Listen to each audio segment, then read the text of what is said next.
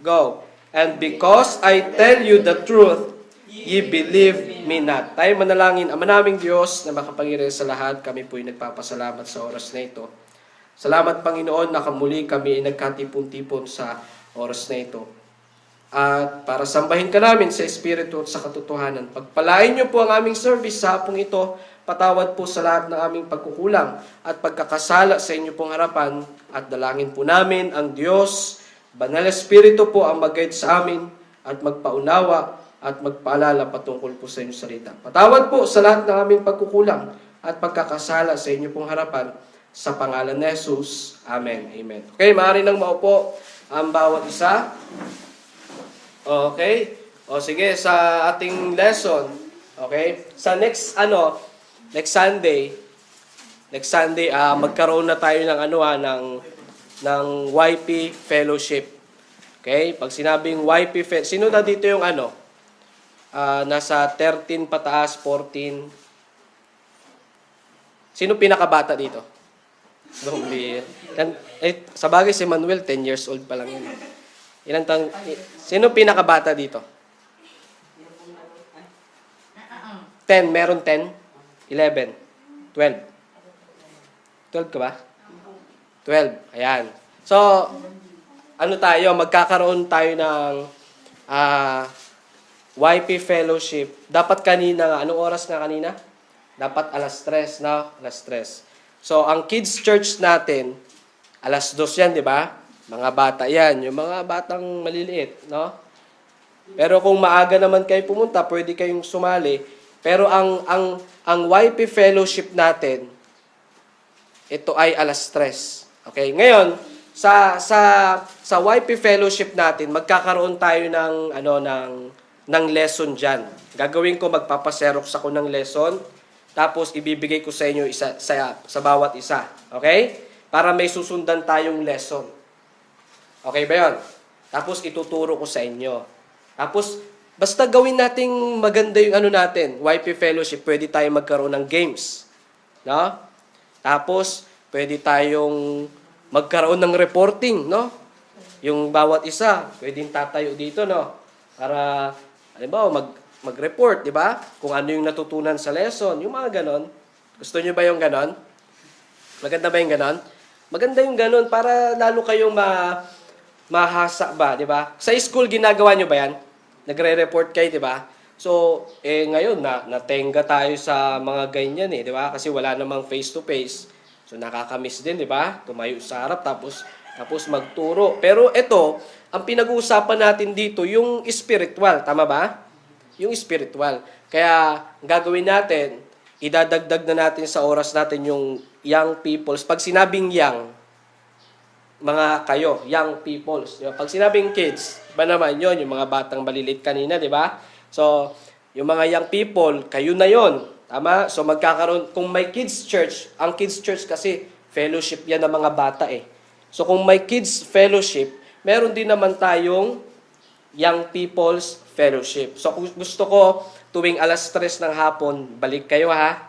Tapos, magkaroon tayo ng fellowship, magkaroon tayo ng Bible study, bibigyan ko kayo ng mga copies, magpapaserox tayo ng mga kopya. Yun yung susundan natin mga lesson. Okay? Tapos, pwede tayong magkaroon ng games, di ba? Mga games. Tapos, ano pa? Pwede rin tayo magkaroon ng, yung sinabi ko nga sa inyo, pwede tayong magkaroon ng reporting. Di ba? Pwede tayong magkaroon ng by group. Di ba? Diba? Magkakagrupo. Pagdating sa reporting, di ba masaya yung ganon?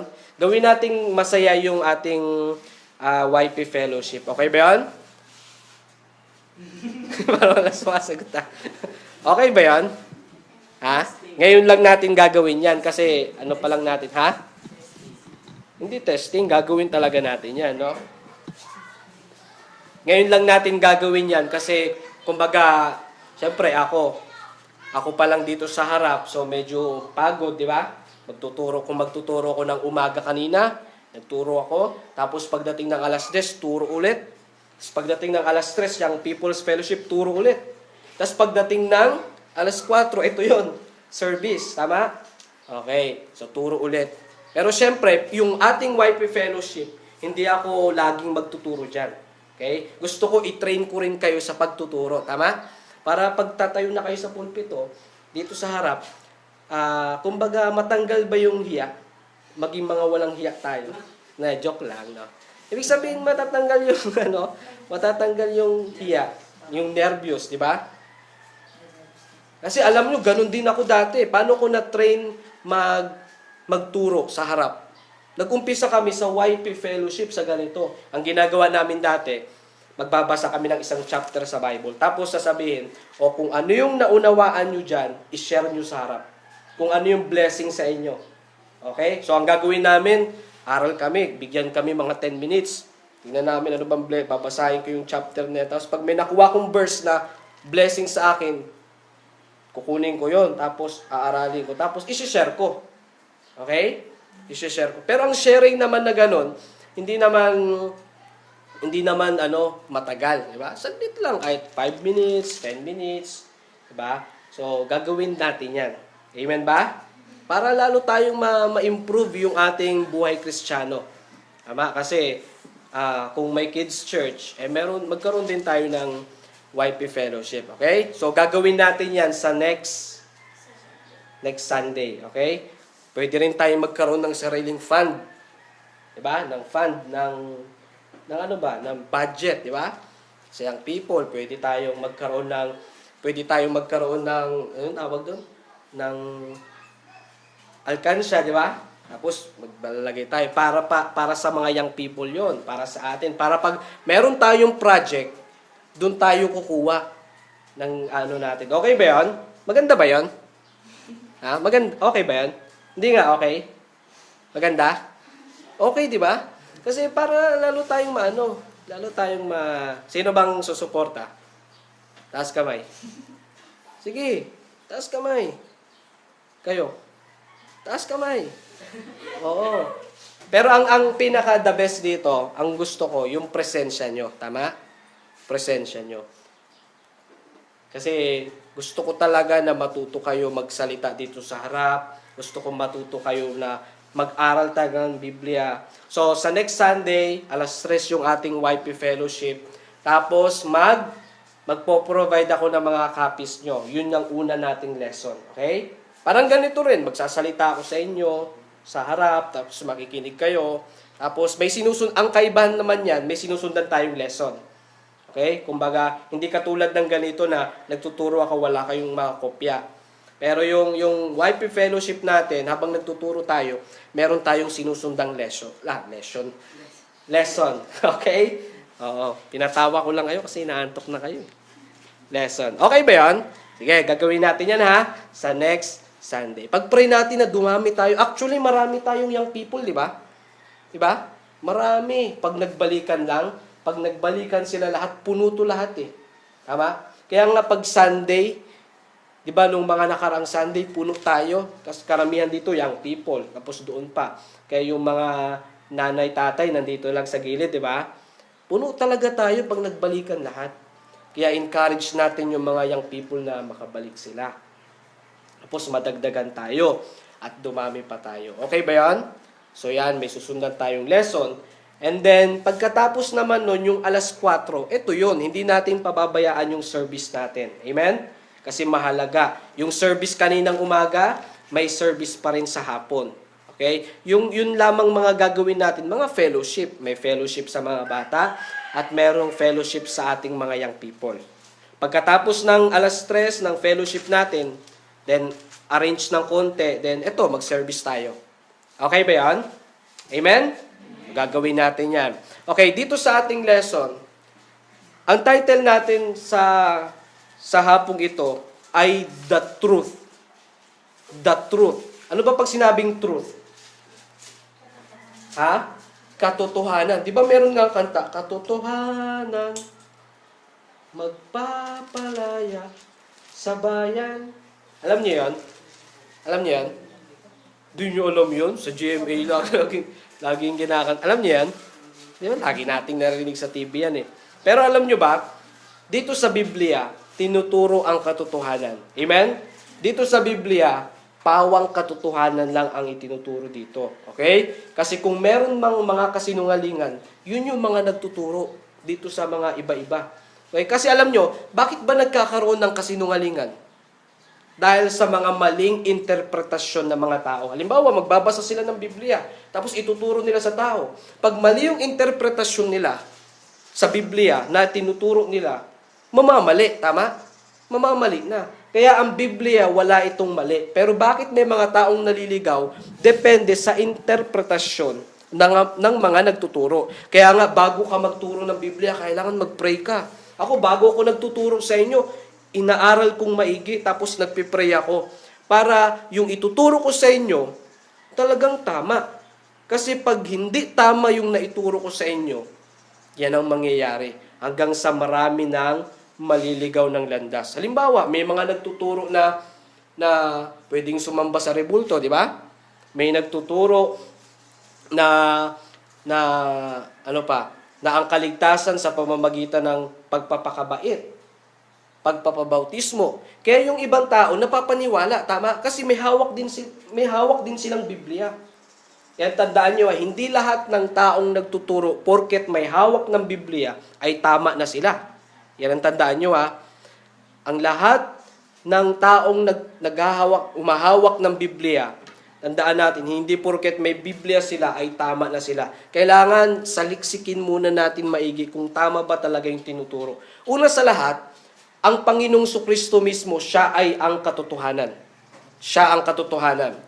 Tingnan natin sa John, alala niyo yung John 14:6, ano nakasulat doon? Sa John 14:6, tingnan nyo.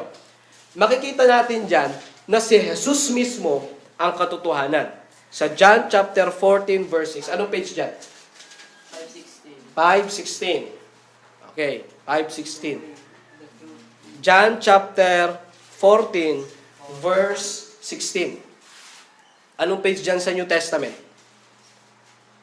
John 14:16. Okay, babasahin natin. Ready? Basahin nyo nga. Pakinggan ko ha. Ready? Go. Jesus said unto him, I am the way, the truth, and the life. No man cometh unto the Father but by me. Ayan, anong sinabi? Jesus saith unto him. Sino nagsasalita? Sino nagsasalita? Si Jesus, ang Panginoong Sukristo, di ba? Anong sinabi niya? Jesus saith unto him. Anong sinabi niya? I am the way. Siya ang daan. Patungo saan? Patungong langit. Tama? I am the way. Ano pa? The truth. Yan makikita natin dyan, ang katotohanan mismo ay ang Panginoong Hesukristo. Tama? Siya mismo ang katotohanan. Hindi lang siya truth, kundi siya pa ang way. Tama? Siya pa ang daan. Ang katotohanan. At ang the truth and the life at ang buhay. Kaya nga, package na sa Panginoon Siya na lahat Siya na ang daan, siya pa ang katotohanan, at siya pa ang buhay. Kaya wala na tayong ibang mahihiling pa Ibig sabihin, yung buhay natin, sa Panginoon na talaga to. Kasi nasa Kanya lahat Meron pa ba kayong pwedeng dikitan dito na nasa Kanya na lang lahat? No? Nasa Kanya ng lahat? Wala Wala na tayong pwedeng ibang lapitan at dikitan, kundi sa Panginoon talaga. Kasi talagang nasa Kanya ang lahat. Kaya niya mag-provide ng ating pangangailangan. Tama? Ang problema sa ating mga Kristiyano o kahit sa mga tao, pag narinig na nila ang katotohanan, nagagalit sila. Di ba? Yan naman, alam nyo, minsan talaga, masakit ang katotohanan. Tingnan nyo sa John chapter, yung binasa natin kanina, John chapter 8 verse 45. Balik tayo doon. Ang Panginoong Sukristo nagsasalita dyan. Pero sinabi niya, tingnan nyo, John 8:45. Basahin natin ulit. Ready? Go. Ayan. And because I tell you the truth, ye believe me not. Ano sa Tagalog nun? Dahil sa sinabi ko sa inyo ang katotohanan, hindi kayo naniniwala sa akin. Alam nyo, sa panahon natin, nangyayari ngayon yan. Na pag sinabi mo yung katotohanan, hindi ka paniniwalaan ng tao. At ang masakit pa doon, magagalit sa iyo yung mga tao. Tama? Tama ba? Magagalit sa iyo. Pag sinabi ng Biblia, huwag kang uminom ng alak. Saan makikita yan? Naalala nyo? Sa Ephesians, tignan nyo Tignan nyo sa Ephesians. O nakasulat dyan, huwag kang uminom ng alak. Pag sinabi ko yan sa mga tao, anong sa tingin yung reaction nila? Ano sa tingin yung reaction nila? Ha? Natural. Ano, tatanggapin ba nila? Hindi. Bakit? Masasaktan sila eh. Pero, tandaan natin, kailangan nating tanggapin ang katotohanan. Naalala nyo pa yon? Ephesians chapter 5, verse 18. O, ayan. Pero umpisa natin sa verse 17. Okay? Basahin natin. Ready? Go. Wherefore be ye not unwise, but understanding what the will of the Lord is. And be not drunk with wine, wherein is excess, but be filled with the Spirit. Okay? May Tagalog kayo dyan. Ikaw ano? May Tagalog ka? Dyan? Nakita mo na dyan? Tignan mo. Basahin mo ngayon Tagalog dyan sa verse 18. Takasan mo ha. Yan. Ephesians 5:18. Sige, tayo ka. 5 verse 18. Tignan natin yung salitang, and be not drunk with wine. Chapter 5. Nakita mo na? Ephesians. Ayan. 6. Anong chapter? Chapter 5. 18. Verse 18. Yan. Chapter 5. Verse 18. Ayan. Verse 18. Nasa Tagalog. Nakasan mo ha. At huwag maglalasing ng alak kung saan may kabulag Sakan. kundi mapuno ang Espiritu. O, ano sabi? Ano sabi sa umpisa? At Huwag inom ng wag Maglalas. maglalasing ng alak. O, sige, upo ka na. Sino nagsabi niyan? Si pastor o ang Biblia? Di ba, yan ang katotohanan? Pag sinabi ko yan sa tao, anong reaksyon din kaya nila? Siguro kung ikaw manginginom, kung si Manuel umiinom, tapos sabihin ko, Manuel, sabi ng Biblia, huwag kang maglalasing ng alak. Ano kaya gagawin sa akin ni Manuel? Siguro isip, ang bihira talaga tong pastor na to. Next time, hindi na ako magsisimba sa kanila. Bakit? Kasi tinamaan sila. Alam nyo, ganyan karamihan ng tao. Pag sinabi mo yung katotohanan, magagalit. Tama? Kaya tandaan nyo dapat matuto tayong tumanggap ng katotohanan. Pag mali tayo, tanggapin natin yan. Hindi yung pag tinamaan tayo sa preaching, magagalit tayo kay pastor, no? Hindi na ako babalik sa church na yan kasi lagi na lang ako pinapatamaan ni pastor. Natural, sino pa ba yung sisermonan natin? Alangan naman tagalapas, kayo mga kapitbahay dyan. Alangan naman magganon-ganon tayo. Hindi, tayo talaga, tama? Kasi tayo yung kumakain ng salita ng Diyos eh. Tama ba? Kaya tandaan nyo ang katotohanan masakit. Pero, masarap naman pag tinanggap. Tama? Parang sugat lang yan, di ba? Lagi kong example sa inyo. Ang sugat, pag ginamot yan, masarap ba? Meron bang sugat na pag ginamot masarap? Pinatakan ng alcohol, sige, lagyan mo pa, ang sarap. May ganun ba? Wala eh. Anong kadalasan? Aray, ang sakit. Pero kailangan mong tiisin kasi pagkatapos niyan, ano mangyari? Gagaling. Kaysa naman alagaan mo yung sugat mo, gawin mong baby, no? Alagaan mo hanggang sa nagkanana na, no? Hanggang sa nagnanaknak na, no? Tapos hanggang sa lumaki na, hanggang sa namaga na yung kamay mo, hanggang sa sabi ng doktor, sige, putulin na natin yan. Kasi bulok na yung kamay mo. Merong ganyan eh. Inalagaan yung sakit, hindi niya alam, namaga na, hanggang sa nangitim na lang. Hanggang sa, meron nga nangitim yung daliri sa paa eh. Hinayaan lang. Hanggang sa nagulat siya, yung daliri niya sa paa natanggal na lang. Bakit? Wala, hinayaan. Hindi ginamot. Diba? Kasi, ang isang sugat, pag hinayaan yan, lumalaki yan, tama? At pag lumaki yan, pwedeng maging komplikasyon, magkaroon ng komplikasyon, tama? Kaya yung mga sugat, ginagamot yan. Alam nyo, ganun din sa atin. Marami tayong alam na puro kasinungalingan, tama? Sabi ko nga sa inyo, pagdating sa kaligtasan, sabi ng iba, para maligtas ka, magpakabait. Pero ayon sa Biblia, hindi pala pagpapakabait ang makakapagdala sa atin sa langit. Bakit? Kasi hindi naman pala sa lahat ng oras mabait tayo. Tama? At hindi rin ang simbahan. Kasi hindi naman simbahan ang napako sa krus. Yan yung tinuturo ng karamihan. Tama? At maraming simbahan dito, kaya mag-ingat tayo. Hindi lahat ng simbahan ay nagtuturo ng katotohanan. Tama? Mag-ingat tayo. Kaya sabi ko nga sa inyo, bawat isa dito merong Biblia. Kaya kayo, bawat isa may Biblia. Sa ibang church ba, pinupush ba kayo na magkaroon ng Biblia? Sa ibang church? Sa ibang church? Sinasabihan ba kayo na, nakapasok na ba kayo sa isang simbahan na pinupush na magkaroon kayo ng Biblia bawat isa? Hindi. Paano? Wala, ngayon lang kayo naka-experience na bawat isa dapat may Biblia. No? Doon ba sa inyo, pinupush kayo na dapat magkaroon ng Biblia lahat? Hindi, no? Dito sa church, yan dapat ang number 1 na meron tayo. Yung iba, rock and roll, di ba? Rock and roll, ingay dito, ingay doon, tapos more on emotional na, di ba? Kaya tayo dito, hindi tayo emotional. No? Natatouch lagi, no? Tapos paiyak-iyak pa sa church, no? Pakanta-kanta pa na, Lord, I offer my life to you. Tapos iyak-iyak pa.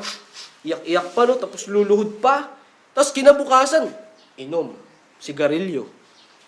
Walang pagbabago. Kasi, more on emotional. Kaya alam nyo, dito hindi tayo emotional na iiyak-iyak. Tapos, yung mga kanta, pang-emotional, na parang ano ka. Kaya nga, tignan nyo yung mga kanta natin, di ba?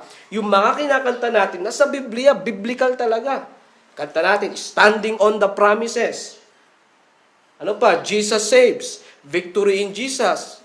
Yung mga kanta na yun, more on knowledge at doctrinal. Nasa Biblia. Sa iba, pag umatin ka sa iba, rock and roll, tapos ano pa? Hanggang sa yung iba mag-iiyakan na. No? Pero pag sa susunod, ganun pa rin ang buhay. Tama? Tayo dito, talagang pawang katotohanan ang itinuturo natin dito. Amen? Pawang katotohanan. Kaya nga sabi ng Biblia, sabi ng Panginoong Jesucristo sa binasa natin kanina, sinabi ko sa inyo ang katotohanan, and ye believe me not, di ba sabi? I tell you the truth, and yet ye believe me not. Kaya alam nyo, as long as na nasa Biblia ang tinuturo natin, paniwalaan nyo. Amen ba? Kahit masakit. Ako, marami na akong beses nakabasa ng Biblia at talagang tinatamaan ako, masakit talaga. Pero kailangan nating tanggapin kasi ito yung gamot natin. At sabi ng Biblia, ito rin yung magpapalaya sa atin. Amen? Ito ang magpapalaya. So anong dapat gawin natin sa katotohanan? Number 1, we need to accept the truth. Ibig sabihin, sa Tagalog ng accept, ano yon? Tanggapin. Kailangan nating tanggapin ang katotohanan kahit masakit. Kasi balang araw, ito yung gagamot sa atin. Amen ba? Amen? Ito ang katotohanan eh. Kailangan nating tanggapin ito. Kahit na masasaktan tayo, sikilang tanggapin natin kasi tama eh. Sabi ko nga sa inyo, kadalasan tao pag nakarinig ng katotohanan, anong ginagawa? Nagtatampo, di ba? Tapos pag na-rebuke sila sa preaching, wag na tayo bumalik dyan. Lagi na lang akong tinatamaan. Diba? Tandaan nyo, sino na hindi pa tinatamaan dito? Halos lahat tayo, di ba? Pag nakapakinig tayo ng mensahe, tinatamaan. Bakit kaya? Kasi salita yan ng Diyos eh, tama? Sabi nga ng Biblia sa Hebrews 4:12, tingnan nyo. Hebrews 4:12. Matindi ang salita ng Diyos. Tingnan nyo. Hebrews chapter 4, verse 12. Ayan, pwede nyo bang basahin? Ready, go. For the word of God is quick and powerful and sharper than any two-edged sword, piercing even to the dividing asunder of soul and spirit and of the joints and marrow, and is a discerner of the thoughts and intents of the heart. Hebrews 4:12. Anong page dyan? 579 sa kulay blue. Sa New Testament, anong page? Hebrews chapter 4, verse 12. Nakita nyo na? Nakita nyo na, Venus? Kita nyo na? Sa Hebrews chapter 4, verse 12. Ayan. Ito. Ito. Yan. Hebrews chapter 4. Anong page dyan? Page 680. Buksan nyo sa page 680. Hebrews 4. Ano nakasulat? For the word of God is quick. Yung pag sinabing quick, ano nga yun? Nalala nyo yun, sinabi ko kanina. Means alive. Tama? Yung quick, buhay. For the word of God is quick and powerful. Makapangyarihan ang salita ng Diyos, ha? Kaya alam nyo ba, ang salita ng Diyos kaya itong bumago ng buhay. Maliban na lang kung susundin natin. Tama? Nakita mo na yan? Ano 680? 680. Ayan. Hebrews 4:12. Okay. Ang salita ng Diyos, kayang bumago ito ng buhay. Maliban na lang kung tatanggapin natin. Kasi ang katotohanan, hanggat hindi natin tinatanggap, hindi tayo mababago. Tama? Ikaw, halimbawa, malakas ka uminom. Naninigarilyo ka, may bisyo ka. Sabi ng Biblia, huwag kang uminom ng alak. Di ba nabasa naman natin kanina? Huwag kang maglalasing ng alak. Dahil sa hindi mo kayang tanggapin, hindi, ito ako Ano mangyayari? Di inom-inom ka pa rin. Kasi hindi mo kakayang tanggapin Pero ang lugi, sino ang lugi doon? Sino ang lugi? Yung taong nakapakinig ng salita ng Diyos, tapos hindi niya tinanggap. Siya ang lugi. Ang Biblia, mananatiling Biblia yan. Amen? Mananatiling totoo yan. Ngayon, kung hindi natin tatanggapin ang Biblia, walang mangyayari sa atin. Tama? Kaya we need to accept the truth. John 8:32, tingnan natin. John chapter 8. John 8:32. Kita na? Anong page dyan? John 8:32. 512 sa kulay blue na Bible. John 8:42. Ay, 32 pala. John 8:32. Okay. Nakita na? Sabi ng Biblia, John 8:32, and ye shall know the truth, and the truth shall make you free. Ano sa Tagalog niyan? Saliksikin, ano? And ye shall know, alamin ninyo ang katotohanan, at ang katotohanan ang magpapalaya sa iyo. And ye shall know the truth, and the truth shall make you free. Kaya nga, alam nyo, maraming tao ngayon nakakulong sa kasinungalingan. Tama? Nakakulong sa isang pagsamba na sumasamba sa Diyos-Diyosan. Akala nila tama na yun. Nakakulong sila sa ganun. Bakit? Hindi nila alam yung katotohanan. Kaya tayo bilang mga Kristiyano, sabihin dapat natin sa kanila yung katotohanan. Amen? Una, kailangan nating tanggapin ang katotohanan. Tama? Masakit man ito, pero ito ang, di ba? Ano? Sino yan? Masakit man ang katotohanan, pero tatanggapin natin. Alam nyo, masarap tanggapin ang katotohanan pag pagbukal talaga sa puso. Pero kung ka pa, magtatanim ka ng sama ng loob, no? Tinamaan tayo sa preaching, tapos kung magtatanim ka ng sama ng loob, wala, lugi tayo, tama? Dapat marunong tayo tumanggap. Pag tinamaan tayo, amen, pasalamat tayo sa Panginoon, tama? Ibig sabihin lang yan, mahal tayo. Mahal tayo ng salita ng Diyos. Mahal tayo ng Diyos. Kasi kung hindi kayo mahal, ano gagawin? Hayaan lang tayo. Tama? Ang totoong nagmamahal, nire-rebuke yan. Ibig sabihin, pinagsasabihan yan. Kayo ba pinagsasabihan ba kayo ng mga magulang nyo? Yun ang totoong pagmamahal. Pero kung ang pagmamahal na walang pagre-rebuke, ibig sabihin, walang pagsuway, anong gagawin nyo? Walang mangyayari. Dito sa church, ganun din. Kumbaga, sa church dito, ako yung magulang nyo at ako yung pastor nyo sa spiritual. Tama? Ngayon, kung ano yung mali natin, kung ano yung mali mo, syempre sasabihin yan kasi mahal kayo Tama? At babaguhin tayo ng salita ng Diyos. Hindi naman, alam nyo, hindi naman para sa atin yan Tama? Yung katotohanan na ating natatanggap, hindi naman para sa ano yan eh, hindi naman para sa akin lang yan. At hindi naman para sa ibang tao yan, para sa iyo mismo yan. Tama ba? Kasi balang araw, pag in-apply mo yung katotohanan, pag ginawa mo at isinabuhay mo yung katotohanan, ikaw din ang makikinabang yan. Tama? Ikaw ang makikinabang at ikaw ang mababago.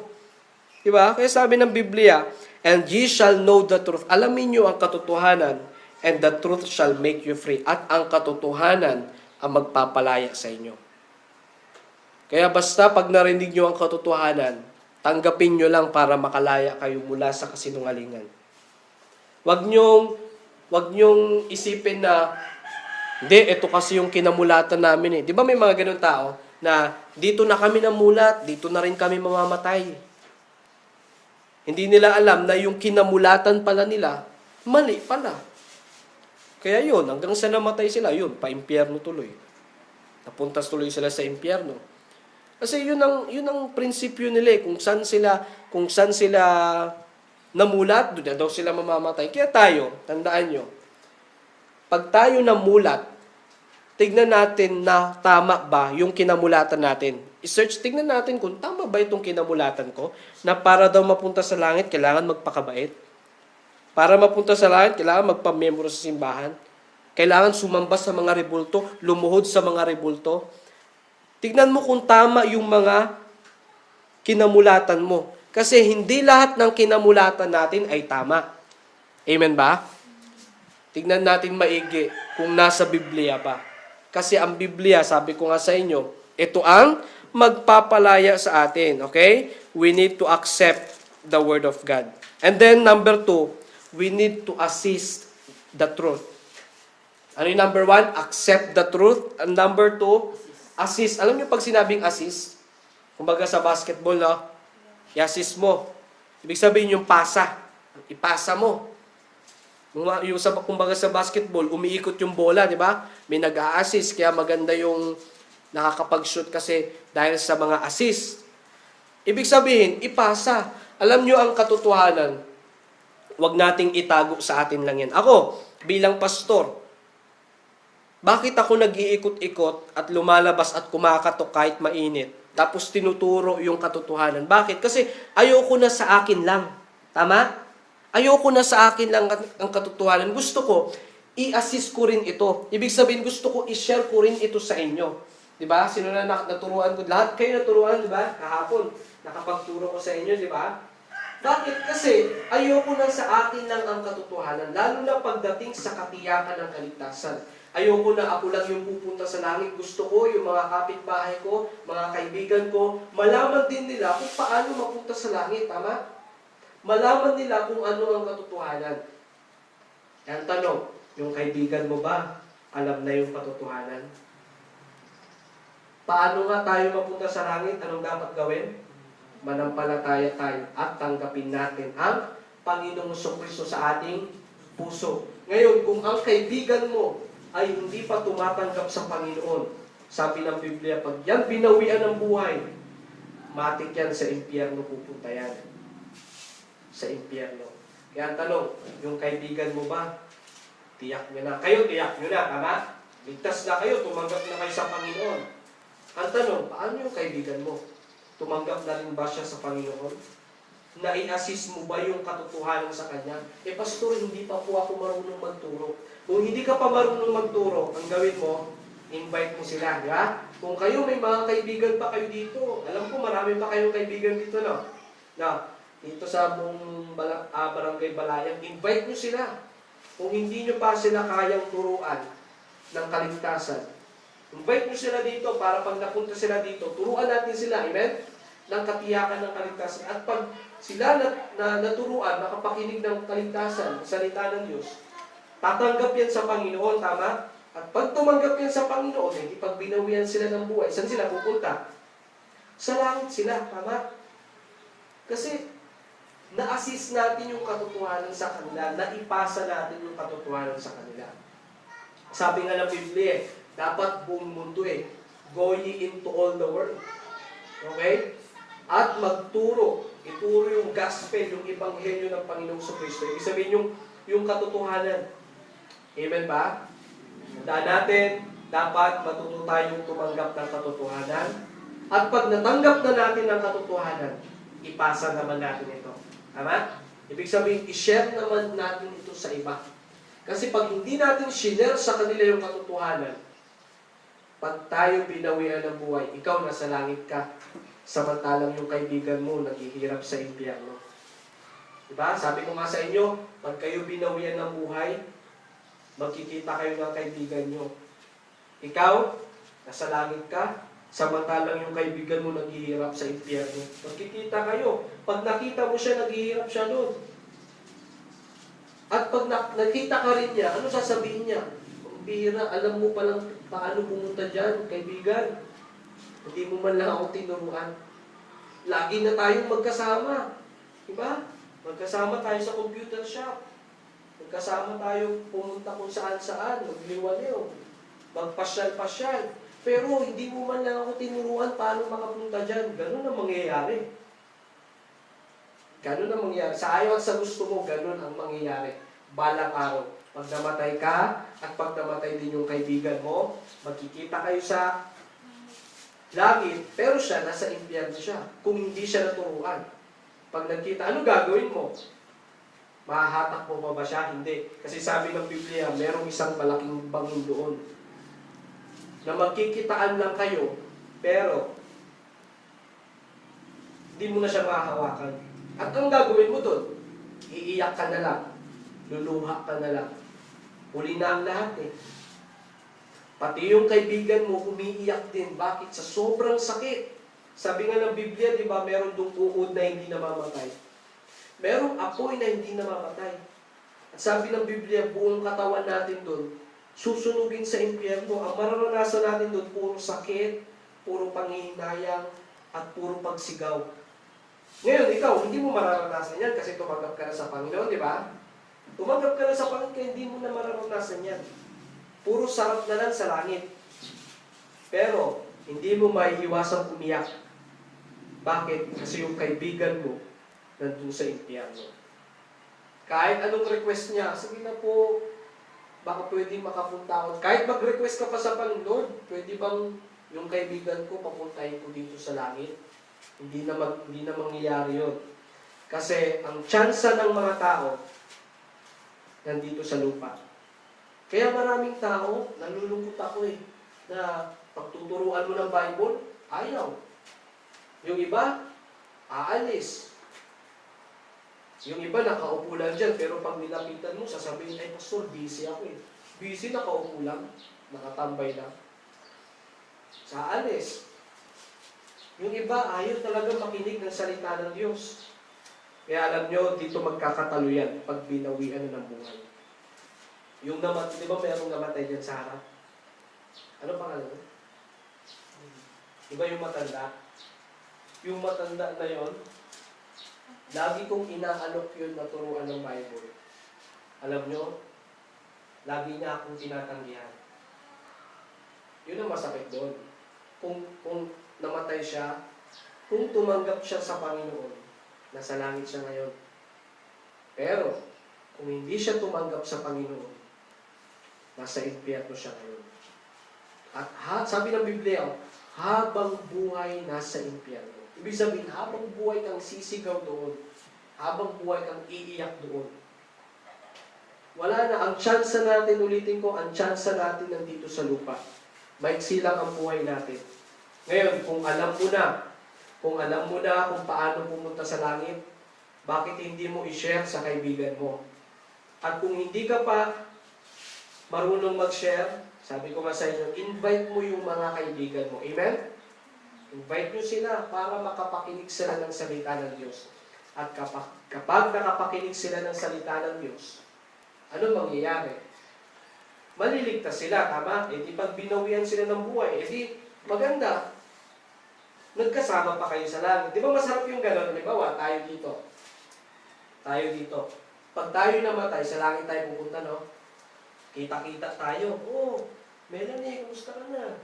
Nagkita-kita tayo na, oh, Jasper, masaya tayo. Pero ang mangyayari doon, pag may hinanap tayo, oh, nasan si CJ. Sa CJ. Gulat tayo na sa impyerno pala. Patay. Wala na. Huli na ang lahat. Diba?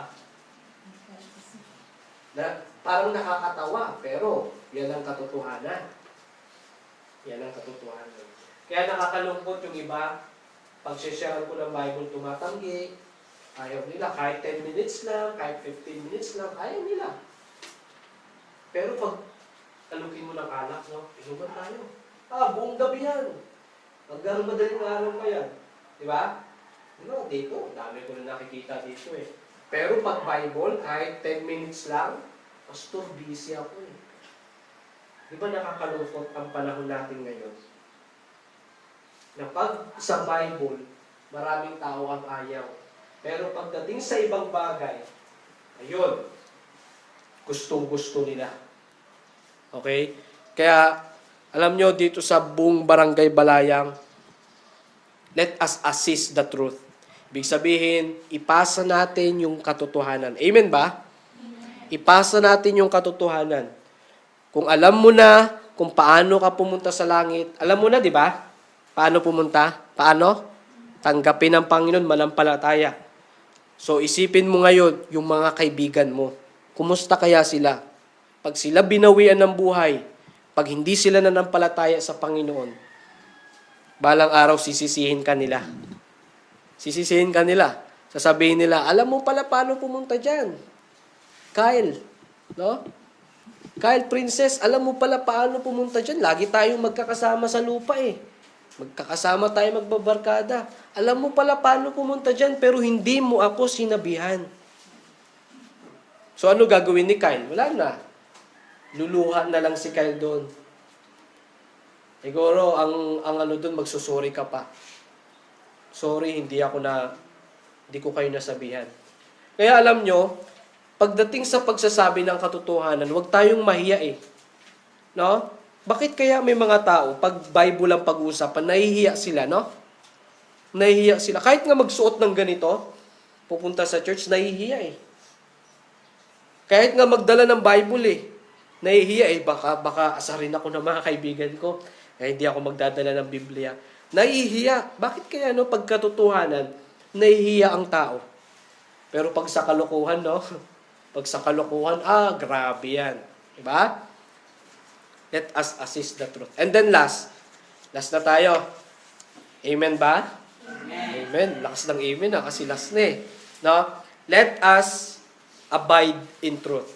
Pag sinabing abide, ano Tagalog ng abide? Manatili. Manatili tayo sa katotohanan. Tama? Anong una? I-accept natin, tanggapin na. Tatlong A. Abide. Ano yung A? Accept, then assist, and then abide.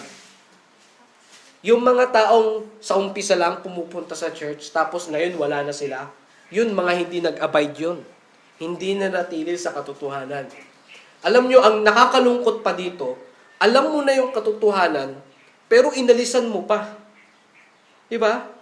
Alam mo na ang katotohanan, pero inayawan mo pa. Para kang nandun na sa pinto, bubuksan mo na lang para pumasok, pero hindi ka pa pumasok. Diba? Ganun ang katotohanan eh. Kasi nga, iniisip lagi ng tao, ay wag tayo dyan kasi tatamaan na naman tayo. Masakit. Masakit ang katotohanan. Kaya guilty sila lagi. Kaya alam nyo, ang mga tao sa atin, kailangan nating manatili sa katotohanan. Kaya kayo lahat tayo dito, manatili tayo sa katotohanan. Amen? Etong church na ito, nagtuturo ito ng katotohanan. Bawat isa sa inyo, Biblia, kung anong tinuturo ko dito bilang pastor, nakikita nyo sa Biblia. Paniwalaan nyo kasi nasa Biblia. Huwag kayong maniwala kung magturo ako tapos wala sa Bible. Huwag kayong maniniwala doon. Kaya lahat ng tinuturo ko sa inyo, dapat tiyakin nyo rin na nasa Biblia. Kasi pag wala sa Biblia yung tinuturo ko, huwag kayong maniwala. Tama? Pero as long as na nasa Biblia yung tinuturo ko, yung mga tinuturo ko ba nasa Biblia? Amen? Di ba? Bawat nga turo ko, basa tayo eh. Tama? Kaya minsan marami tayong binabasa. Ang kagandahan naman doon, pag buklat tayo ng buklat, natututo kayo. Tama? Kaya Sa umpisa, hindi nyo alam. Hirap kayong maghanap. Nasaan kaya yung John? Nasaan kaya yung Matthew? Nasaan kaya yung First Peter? Yung Corinthians? Yung Ephesians? Pero katagalan yan. Pag lagi tayo nagbubuklat, hanggang sa makakabisado nyo na yan. Tama? Basta manatili lang kayo. Manatili kayo. Tandaan nyo, ang pagpapala nandun sa nananatili. Pero yung mga huminto, hayaan nyo sila. Kasi yan sila eh. Pero tayong mga nagpapatuloy, sige lang, tuloy lang. Kasi kumbaga sa karera, sino ang nananalo? Yung humihinto? Sino ang may prize? Yung humihinto? Hindi. Sino yung nagkakaroon ng prize? Kahit pagod na. Yung nagpatuloy. Amen? Yung nagpatuloy. Kaya kayo, tandaan nyo, ang blessing ng Panginoon, nandun sa nananatili at nandun sa nagpapatuloy. Kaya sabi ko sa inyo, wag nyong ilagay yung damdamin nyo sa kaibigan nyo. Kasi paano kaya kung ang kaibigan mo ay hindi na nagsimba? Magsisimba ka pa rin kaya? Kaya dapat nandito tayo sa church, hindi dahil sa kaibigan ha. Nandito tayo sa church dahil sa katotohanan. Kasi pag ang dahilan kung bakit nandito ka sa church dahil sa kaibigan mo, paano kung yung kaibigan mo hindi na magsimba? Magsisimba ka pa rin kaya? Di ba may mga ganyan nangyayari na hindi na nagsimba yung kaibigan niya? Ay, hindi na rin ako magsisimba kasi wala yung kaibigan ko dun eh. Hindi na rin siya nagsimba. So lumalabas na nagsisimba ka lang dahil sa kaibigan mo. Hindi talaga dahil sa Diyos. Kaya tayo, naglilingkod tayo sa Diyos. Nagsisimba tayo dahil sa naglilingkod tayo sa Diyos. Okay? Huwag kang magsimba dahil sa kaibigan mo. Kasi pag huminto ang kaibigan mo, hihinto ka rin. Amen ba? Magsisimba tayo, maglilingkod tayo sa Panginoon dahil alam natin ang katotohanan. Amen? Lingkod tayo sa Panginoon ha. Manatili kayo. Let us abide in truth. Yung iba, hindi na nanatili, pero manatili tayo. Ito last verse sa John chapter 15. John chapter 15. Alam nyo ba, bakit ba natin kailangan manatili sa katotohanan? Or sa Panginoon? Bakit natin kailangan manatili? John chapter 15. Verse 4. John chapter 15, verse 4. Nakita na? Okay, basahin natin yung sabay-sabay. Ready? Go. Verse 4. Ready? Go. Abide in me, and I in you, as the branch cannot bear fruit of itself, except it abide in the vine. No more can ye, except ye abide in me. 5. I am the vine, ye are the branches. He that abideth in me, and I in him, the same bringeth forth much fruit. For without me, ye can do nothing. Yan ang sabi ng Panginoon. Alam nyo, mabasa natin dito, na tayo ay hinalintulad. Saan? Sa isang sanga, sa isang puno. Sino yung vine? Pag sinabing vine, yung katawan ng puno. Yung branch, yung sanga. Hinalintulad tayo sa isang puno. Ang Panginoong Jesucristo yung katawan, at yung sanga, tayong mga Kristiyano. Ang isa bang sanga, kapag pinutol, magbubunga ba siya? Hindi magbubunga yon, tama? Kasi putol na siya. Kailangan nakakonect siya sa vine. Nakakonect siya sa katawan ng puno. Kasi pag tinanggal yan, hindi yan magbubunga, tama ba? Ganon din tayong mga Kristiyano. Ang katawan ng puno ay ang Panginoong Jesucristo. Kailangan nakadikit tayo dyan, tayong mga sanga, para magbunga tayo. Amen? Kasi pag tayo umalis sa Kanya, hindi tayo magbubunga. At sabi ng Biblia, for without me, ye can do nothing. Ano sa Tagalog yan? Sapagkat kung wala ako, ano sa Tagalog yan? Basahin mo, Arian, ano sa Tagalog? Ano sa Tagalog yan? Sa John chapter 14, ay 15. Yung last phrase, John 15 verse 5. Sige, sa Tagalog, basahin mo. Ako ang puno ng ubas, kayo ay ang sanga, siya na ay siya rin ang matindi na maraming bunga sapagkat kumiwalay sa atin kayo ay walang anumang magagawa. Ayun, ano sabi sa dulo? Kung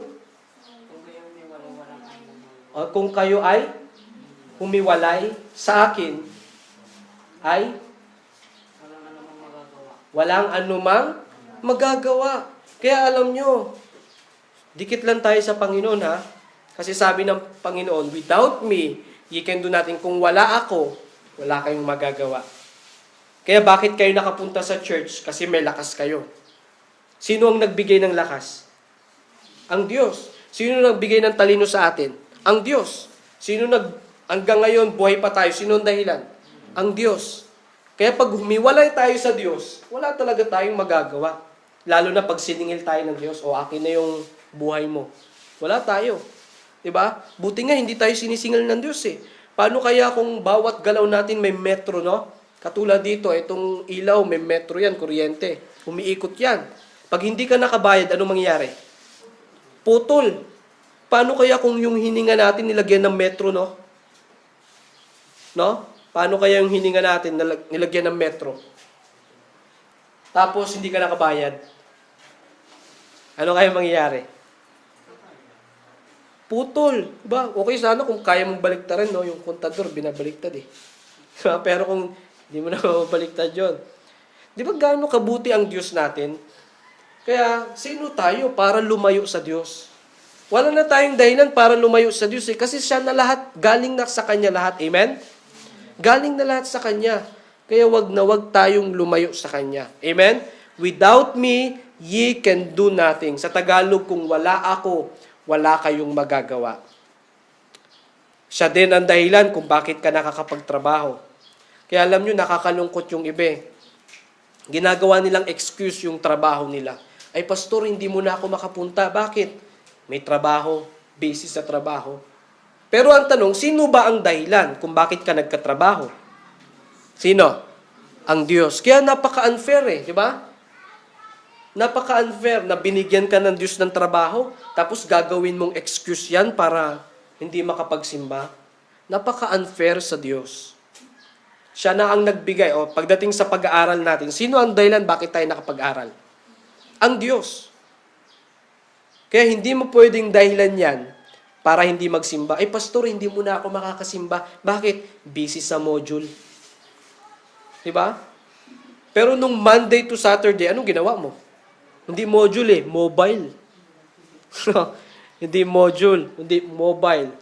Kaya pagdating ng Friday, ng Saturday, yun na, habol-habol na lagi sa mga projects, habol-habol na lagi sa mga assignments, sa mga dapat kumpletuhin. Bakit? Kasi nung Monday, Tuesday, walang ginawa kundi maglaro na maglaro. Kaya nagpapatong-patong. Kaya pagdating ng Sunday, pastor, hindi po ako makapunta. Bakit? Module. Bakit ang module mo ba ay ang module mo ba ay buong ano? Buong araw ba kayo pag nag-module ba kayo buong araw? Ha? Kaya nga nagtataka ako bakit kaya yung iba hindi makapunta sa church tapos sinasabi nila, pastor, may module kasi ako. Bakit yung module mo hindi mo ba pwedeng i-schedule yan sa ibang oras? Anong oras ng simba natin pag Sunday ng umaga? 9. Kadalasan mga 9 hanggang 10, mga 2 hours. Sabihin na natin 9 hanggang 11. At nakakalungkot sa estudyante na yung araw na para sa Panginoon, imbis na magsisimba siya, ano ginagawa? Ini-schedule pa yung module dun sa oras ng pagsisimba. Diba? Ito dapat ang gawin ng estudyante. Dapat ganito. Una, tandaan nyo, at dapat huwag nyo kalimutan ng pagsisimba. Alam nyo kung bakit? Kasi, ang Diyos ang dahilan bakit ka nakakapag-aral. Kaya huwag mong gawing excuse ang pag-aaral para hindi ka makasimba. Nagets nyo? Kasi unfair sa Diyos yan. Pagkatapos niya tayong paaralin, tapos hindi ka magsisimba, hindi ka maglilingkod sa Kanya. Napaka-unfair sa Diyos, di ba? Kaya itong gawin nyo. Kung magmo-module kayo ng Sunday, huwag nyo namang itaon ng oras ng simba. Diba? Halimbawa, ganito. Paggising sa umaga, gising kayo umaga Sunday, pwede nyo kayong mag-module, tama? Pagkagising sa umaga, unahin, halimbawa Sunday, tapos mag-module kayo, gawin nyo, gising kayo sa umaga.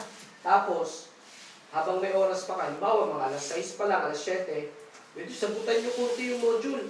Diba? Aralin nyo. Then pagdating ng 8, ligo, bihis, tapos punta sa church.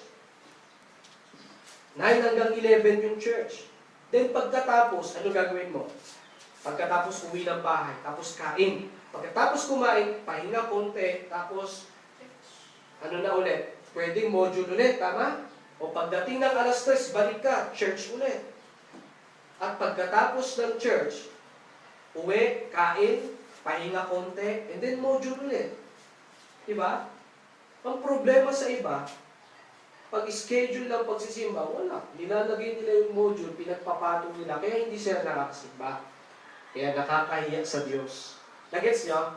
Nakakahiya sa Diyos kung gagawin nating excuse ang module para hindi tayo makasimba. Kasi ang totoo niyan, pwede naman nating i-reschedule, tama? Ang module. Pwede naman natin ilagay. At ito, ang tanong, ang module ba kaya niyong tapusin within Monday to Saturday? Sino kaya tumapos ng module within Monday to Saturday?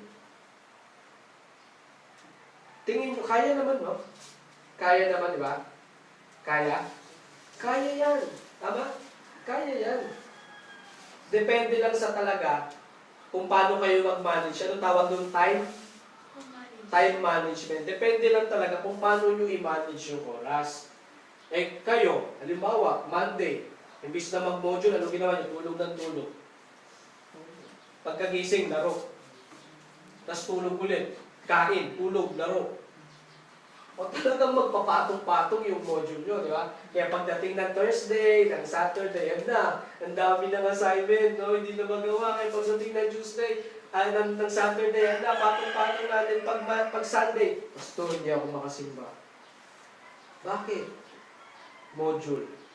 Naipon yung module niya. Kaya tinatamaan yung schedule na para sa Panginoon. Nagets nyo?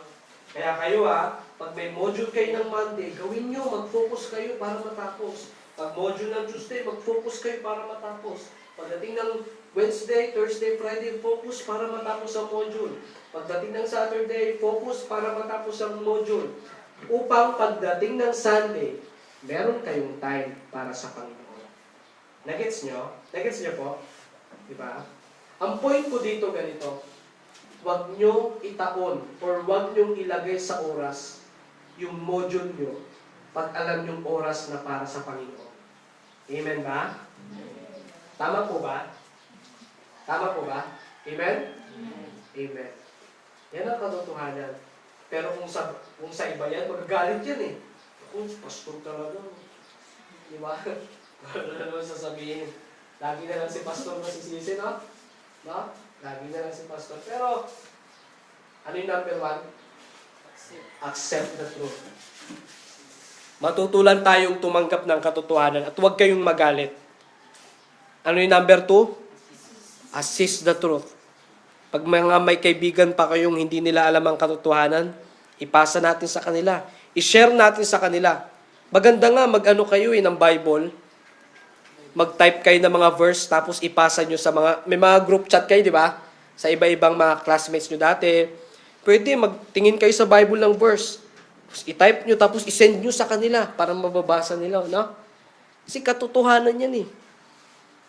Pero sabi ko nga sa inyo, kung hindi ka pa marunong magsabi sa kanila ng katotohanan, invite nyo sila sa church para pagdating dito, turuan natin sila ng katiyakan ng kaligtasan. Para maligtas din sila. Para pag binawian sila ng buhay, sa langit sila pupunta. Amen? And then, ano yung last?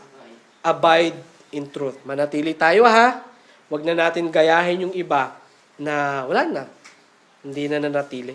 Basta tayo, manatili tayo. Amen ba? Manatili tayo. Tayong lahat ay tumayo. Tayo ay mananalangin. Saglit na panalangin. Tahimik lang ang bawat isa. Kahit 1 minute lang, manalangin tayo. Kausapin mo ang Diyos. Manalangin tayo. Kung tayo ay tinamaan ng katotohanan, tapos magalit tayo, Hindi po magandang ugali yun. Kailangan, pag narinig natin ng katotohanan, kailangan matuto tayong tumanggap sa kung ano ang sinasabi ng Biblia. Sapagkat ang katotohanan, sabi ng Biblia, ito ang magpapalaya sa atin. Marami na tayong nakagisnan ng mga kasinungalingan, akala natin tama, at sinasabi pa natin na dito na ako namulat, dito na rin ako mamamatay. Pero ang katotohanan pala, hindi pala yun ang tama. Kaya kung may mga nakagisnan tayong sa tingin natin mali, iwan na natin yan. Tanggapin natin ang katotohanan. At mamuhay tayo na punong-puno ng katotohanan. Kaya minsan kung ang katotohanan ay binabaliwala natin, ihingi mo ng tawad sa Diyos. Manalangin ka, Lord, patawarin niyo po ako kung minsan binabaliwala ko ang katotohanan. Minsan naririnig ko pero lalabas naman sa kabilang tenga. At minsan hindi ko isinasabuhay. Ihingi natin ng tawad sa Panginoon. At manalangin ka, Lord, tulungan niyo po ako na manatili ako sa katotohanan. Hanggang sa ako ay bawian ng buhay, tulungan niyo po ako, Panginoon, na manatili ako sa katotohanan. Ama naming Diyos na makapangyarihan sa lahat, salamat, Lord, sa mensaheng ibinigay niyo po sa amin about sa katotohanan. Lord, masakit ang katotohanan, pero kailangan namin itong tanggapin sapagkat ito po ang magpapalaya sa amin. Masakit man, pero masarap sapagkat ito po ay galing sa inyo. At pinalaya kami mula sa mula sa kasinungalingan. Lord, tulungan niyo po kami na manatili kami sa katotohanan at tulungan niyo po kami na lumayo kami sa mga kasinungalingan. Salamat po na marami at salamat sa mga mensahe na aming napakinggan. Pagpalain niyo rin po ang aming offering sa hapong ito. Sa pangalan ni Jesus. Amen.